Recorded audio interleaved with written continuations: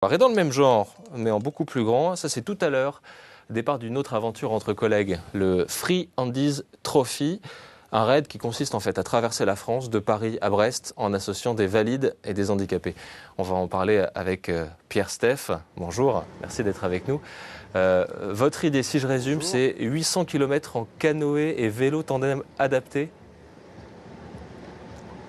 Absolument, près de 800 km entre Paris et Brest, majoritairement du vélo, puisque c'est plus de 600 km en vélo et je crois une cinquantaine de kilomètres qui seront parcourus en canoë par des équipages mixtes, des salariés valides et des travailleurs handicapés. Alors l'objectif, vous le dites, c'est pas forcément de finir premier, c'est pas forcément une course, c'est de participer.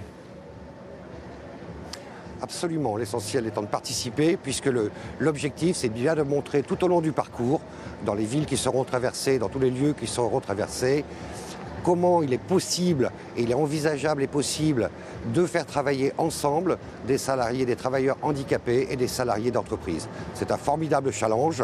Je le découvre ce matin avec un engouement particulier et énorme de l'ensemble des participants. Et c'est vraiment un challenge formidable. L'objectif n'est pas de finir premier, mais que tout le monde termine ce challenge et arrive à Brest samedi prochain. Quand vous êtes arrivé dans les entreprises, comment est-ce que vous avez pu convaincre d'éventuels collaborateurs comme ça de participer ?